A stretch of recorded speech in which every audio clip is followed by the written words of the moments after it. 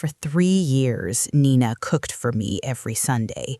It was never a casual family dinner, never a quick meal thrown together out of obligation. It was always something special, the kind of meal you might prepare for someone you truly loved or someone you wanted to keep close. Lamb stew with extra garlic for my joints, she would say as she set the steaming bowl in front of me. Homemade bread that cracked perfectly when you broke it open. Herbed butter that melted into every crevice. A glass of deep red wine that always tasted faintly of metal, though I convinced myself it was just the vintage or the minerals in the soil where the grapes had grown. I am Walter, 73 years old, a retired homicide detective and a widower. My son Mark married Nina 4 years ago, and at first I was grateful. She was attentive and sweet, the kind of daughter-in-law who remembered my birthday, my favorite author, and the way I took my coffee. She would call during the week just to check on me, and she never let me leave their house without a container of leftovers and a warm hug. I bragged about her to my old colleagues at the diner where we gathered every Thursday morning. I told them I had finally gotten lucky in the family department after years of bad luck and loneliness. They laughed and told me not to ruin it by being too suspicious, because that was always my problem, even back on the force. I laughed with them. I thought they were wrong. But after a year of those Sunday meals, my body started betraying me. The first sign was a vague nausea that came and went without reason, usually in the early mornings when my stomach was emptiest. Then my fingers began to twitch, especially when I tried to button my shirt or hold a coffee cup steady. A creeping numbness spread through my feet, making me stumble on flat ground and grab for door frames. My doctor ran tests for diabetes, for neuropathy, for simple old age, but the numbers came back clean every time. He suggested stress, he suggested anxiety, he suggested I see a therapist and maybe cut back on the red wine. I felt dirty instead, as if something inside me had been slowly rotting from the inside out, like fruit left too long in the sun. I did not suspect Nina then. She was family, and family does not poison family. That was what I told myself every time I swallowed another spoonful of her stew. That was what I told myself when the twitching got worse. That was what I told myself when I fell in the shower and could not feel my left foot for an hour afterward. I told myself I was just getting old. I told myself this was what retirement looked like. I told myself to stop being a detective and start being a grateful father. Then one Tuesday night when I could not sleep, I went downstairs to make tea and found an old case file I had kept from 1994, the widow's case, we called it back then. A wealthy woman in her 60s had been killed by arsenic poisoning over 6 months, and her symptoms matched mine perfectly. The nausea, the twitching, the numbness, the gradual wasting away. The killer had been her stepson's fiancé, a woman who smiled while she stirred the pot and cried at the funeral and held the widow's hand as she died. I had arrested her myself. I had watched her confess in a small interrogation room with chipping paint on the walls. And I had never forgotten the way she looked at me when she said, "If you had just eaten one more meal, I would have been free. One more meal and no one would have ever known." The next Sunday, I watched Nina more carefully than I ever had before. I noticed the way her eyes tracked my fork from the moment it touched the stew to the moment it reached my mouth.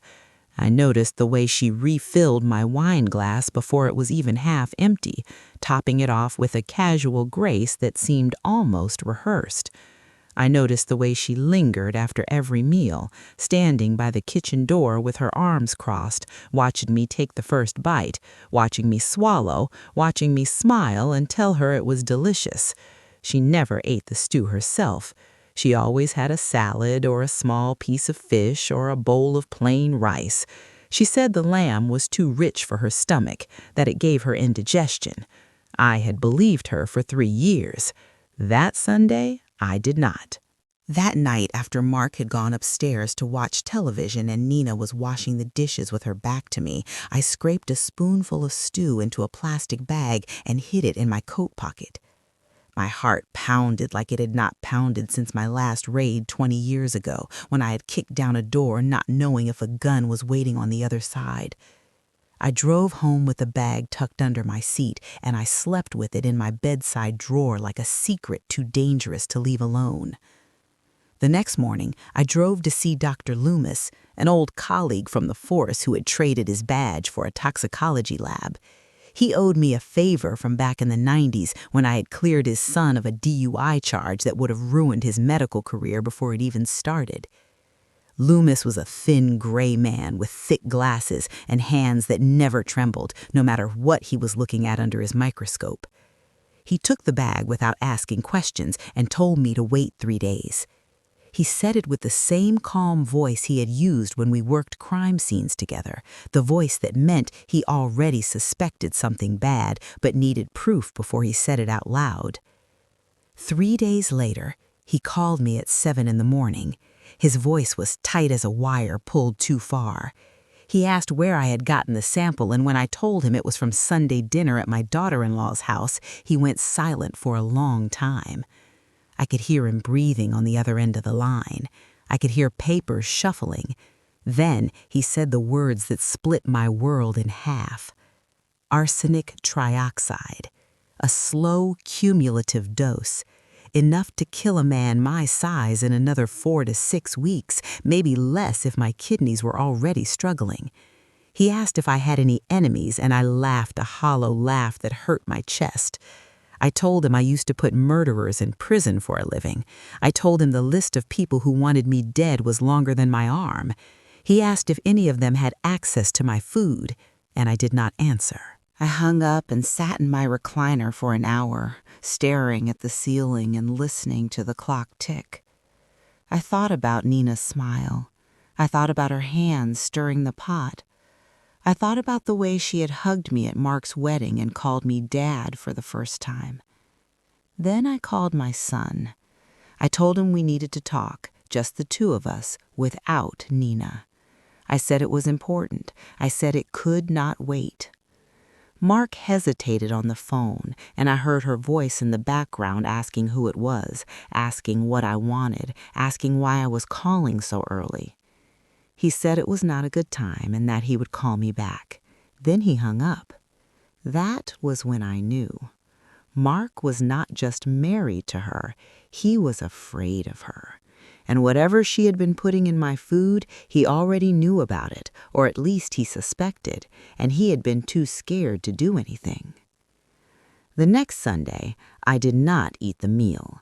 That was the change that unraveled everything. I arrived at their house at 5 in the evening as always. I parked my old sedan in the driveway behind Mark's truck. The porch light was on, and the smell of cooking meat drifted through the screen door. The table was set with my favorite blue ceramic plate, the one Nina had given me for Father's Day 2 years ago.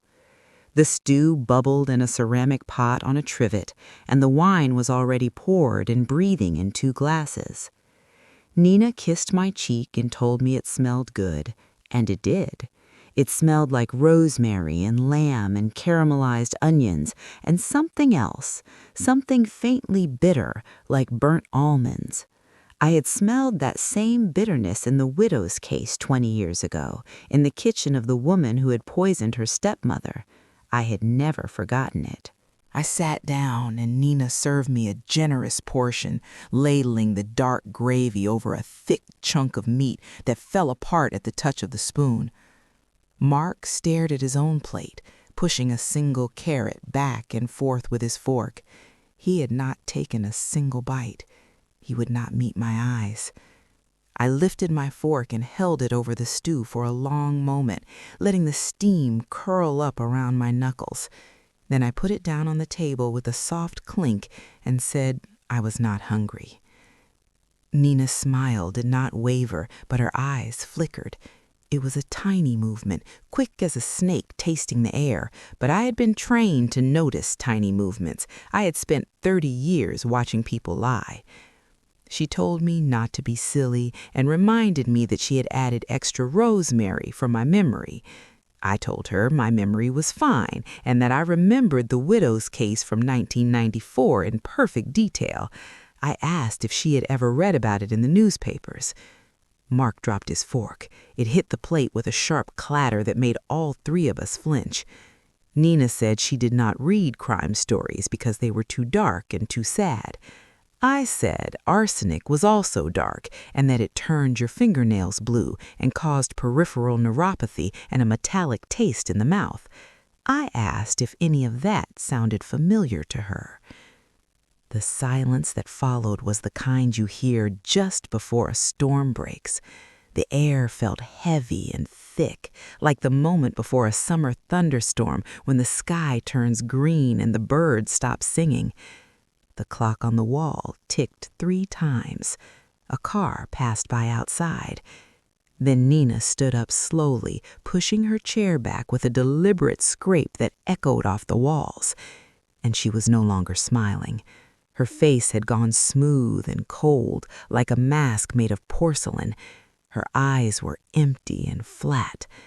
She told me I should have just eaten the stew. She said it would have been so much easier for everyone. Then she walked to the kitchen, and when she came back, she was holding a thin carving knife, the one she used to debone chickens and trim fat off roasts. The blade caught the light from the window and threw a small white star onto the ceiling. Mark begged her to stop. His voice cracked like a teenager's. He said her name twice, then a third time, each time more desperate than the last. He stood up from his chair and held out his hands as if he could push her away from across the room.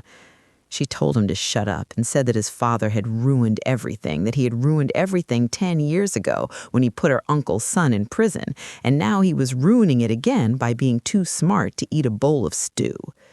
She took a step toward me, and I stayed seated. Old habit had taught me that when a knife comes out, you do not run. You do not show fear. You wait for the mistake. You let them come to you, and then you move faster than they expect. I asked who had hired her. I expected denial or silence or maybe a lie about being crazy or confused. Instead, she laughed, a bright and terrible sound that did not belong in that dining room with its flowered curtains and its family photographs on the wall. She said no one had hired her because she had volunteered. She said it had been her idea from the beginning. Then she said the name that stopped my heart. Frank Morris was her uncle. The name hit me like a bullet to the chest. Frank Morris had been my partner for 12 years. We had worked homicide together through the worst cases of our careers. We had saved each other's lives twice, once in a shootout behind a warehouse, and once when I pulled him out of a burning car after a chase gone wrong. Then I had testified against his son Danny for the murder of a teenage girl, a sweet-faced girl named Emily who had been found in a drainage ditch with her hands tied behind her back and her shoes missing. Danny got life in prison without parole. Frank got a heart attack a month later, or so I was told. He died in a car crash a decade ago, or so I was told. I had gone to his funeral. I had stood in the rain and watched them lower an empty coffin into the ground. I told Nina that Frank was dead, and she stepped closer with the knife. She asked if I had ever seen a body. She asked if I was really stupid enough to believe a closed casket and a newspaper obituary. She said Frank had been watching me for 10 years, waiting for the right moment, and she had volunteered to be his hand because she wanted to see me suffer up close. Then she lunged. I was old, but not slow. I threw the wine glass into her face with every ounce of strength I had left in my old muscles. Red wine sprayed across her eyes, and she blinked and faltered for just a second, just long enough for the knife to dip. That was all I needed. I came out of my chair like a spring, my shoulder driving into her ribs with a force that surprised even me. She crashed backward into the china cabinet, and the sound of shattering plates filled the room like gunfire. Mark grabbed her arm and screamed at me to run, but I did not run. I grabbed the carving knife from her hand, twisting it free until her fingers let go, and pinned her wrist to the floor with my knee. I demanded to know where Frank was. She spat at me, and the saliva landed on my cheek and dripped down to my chin. She said I would find out soon enough. She said he was closer than I thought. Headlights flooded the window from the street, and tires screeched against the asphalt. I looked up and saw a black sedan with no plates idling at the curb.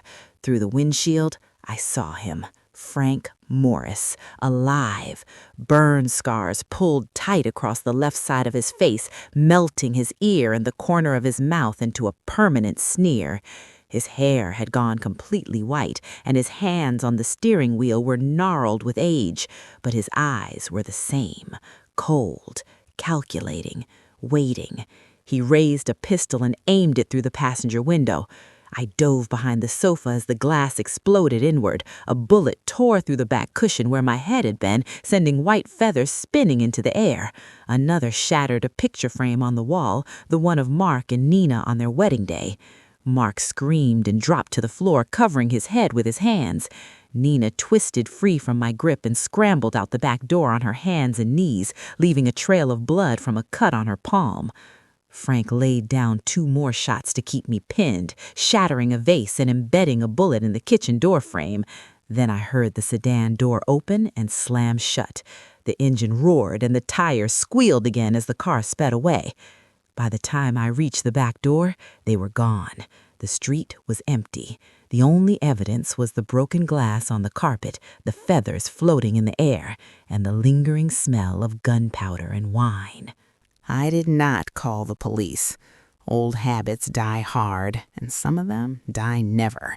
I knew that if I called the local precinct, Frank would disappear again, and I would spend the rest of my short life looking over my shoulder. Instead, I called 3 retired detectives I trusted with my life. Their names were Sal, Mickey, and Jerome. We had worked together for decades. We had buried partners together. We had lied for each other and bled for each other and saved each other more times than I could count. We met in Loomis's basement lab that same night, sitting on metal folding chairs surrounded by beakers and microscopes and the faint smell of formaldehyde. I told them everything. The stew, the arsenic, Nina's confession, Frank Morris alive and driving a black sedan with no plates. Sal whistled low and shook his head. Mickey cursed under his breath and started loading his revolver. Jerome just sat in silence with his arms crossed, but I could see the anger building behind his eyes. Frank Morris had been his friend, too, once. The betrayal cut all of us. Loomis pulled up property records on his computer while the rest of us cleaned our guns and checked our ammunition. He found a cabin in the Appalachian woods 2 hours west of the city, bought under a shell company 2 years ago. The registered owner was a Nina Klein, which was Nina's maiden name. Loomis pulled up satellite images and printed them out on his old laser printer. The cabin sat at the end of a long gravel road with no neighbors for miles in any direction. It was surrounded by trees on 3 sides and a creek on the 4th. It was the perfect place to hide. It was also the perfect place to die. That night, we drove out.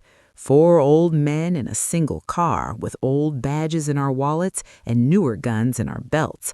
Sal drove because his eyes were still the best. Mickey rode shotgun with a sawed-off between his knees. Jerome sat in the back with me, and neither of us said a word. The drive was quiet. No one talked about the past or the future. No one made jokes. We just drove through the dark, past closed gas stations and sleeping towns and empty fields, until the road turned to gravel and the trees closed in overhead and the headlights cut through the fog like knives. The cabin was dark when we arrived, no lights in the windows and no car in the driveway, but smoke rose from the stone chimney in a thin gray column that curled into the night sky. Someone was home. Someone was waiting. I sent Sal and Mickey to cover the front door and the 2 side windows. Jerome stayed with me. I took the back door because I knew the layout of old cabins like this one, and I knew that anyone running would run for the woods behind the kitchen. The kitchen door was unlocked. It opened with a soft click that seemed loud as a scream in the silence of the forest. I stepped inside. The kitchen was small and neat, with a cast-iron pot on the stove and 2 coffee cups on the counter and a loaf of bread wrapped in a cloth. The fire in the main room crackled low, throwing flickering shadows across the floor. I moved through the pantry and into the main room with my gun raised and my finger on the trigger. Frank was sitting in a rocking chair by the fireplace, a glass of bourbon in his hand. Nina stood behind him with her arm in a sling, her face pale and her hair loose around her shoulders. When I stepped into the light of the fire, Frank did not flinch. He did not reach for a weapon. He did not even look surprised. He just looked at me over the rim of his glass and said, "It had taken me long enough, partner." I told him it was over. I told him to put his hands on his head and stand up slowly. He laughed instead, a dry and broken sound that turned into a cough that shook his whole body. He said he had taken his son and he had taken my health, and that made us even in his book. He said he had been planning this for 10 years, watching me from a distance, waiting for the right moment, and Nina had been his gift to me, his final joke. I told him his son had killed a girl. I told him Emily had been 17 years old and full of dreams and that he had seen her body the same as I had. He said his son had been 16 years old and scared and stupid and that he had made a mistake. I said 16 was old enough to know better. He said Emily had been asking for it, and that was when I knew there was nothing left of the man I had once called my friend. That man had died a long time ago, maybe in that car crash, maybe even before. The thing in the rocking chair was something else entirely. I raised my gun and told him to stand up one more time. He set down the bourbon instead and reached for his belt. I fired once into the floor at his feet, and the bullet splintered the wooden plank between his boots. He froze, with his hand halfway to his waist, and I saw the handle of a small revolver tucked into his waistband. Nina screamed and tried to run for the back door, but Jerome was already there. He caught her by the arms and pulled her hands behind her back while she kicked and cursed and called us every name she could think of. Sal and Mickey came through the front door with their guns up, and the room was suddenly full of old men and shouting and the smell of gunpowder and wood smoke. As they led Frank out of the cabin, he looked back at me over his shoulder. The firelight caught the scars on his face and made them glow like wet wax in the dark. He said the worst part was that he used to respect me. He said I had been a good detective and a better partner, and that he had loved me like a brother once. Now, I was just a man who ate his daughter-in-law's cooking and called it love, a man too blind to see what was right in front of him. I did not answer. I just watched them put him in the back of the county car that Sal had called in, and I watched the taillights disappear down the gravel road until the darkness swallowed them completely. The trial took 6 months. Nina and Frank were tried separately, but the result was the same. Life sentences for both of them, attempted murder and conspiracy, and a dozen other charges that the district attorney piled on to make sure they never saw the outside of a prison again. I testified at both trials. I sat in the witness box and looked Nina in the eyes and told the jury about the plastic bag of stew and the arsenic test and the carving knife. She did not smile anymore. She just stared at me with that same cold porcelain face, and I stared back until the jury came back with their verdict. Frank did not look at me at all during his trial. He stared at the table in front of him the whole time, and when the judge read the sentence, he closed his eyes and nodded once, as if he had been expecting it all along. Mark came to my house the next Sunday after the trials were over. He brought takeout, a burger and fries with no garlic and no wine, just paper bags and greasy wrappers and 2 sodas from the gas station. He looked thinner than I remembered and older than his years. His eyes had the hollow look of someone who had been living inside a nightmare and had only just woken up to find that the nightmare was real. He sat across from me at my small kitchen table and told me he had not known about the arsenic. He had thought Nina was just controlling, just jealous, just difficult. He had been afraid to leave her and afraid to stay. He had been afraid of what she might do if he crossed her.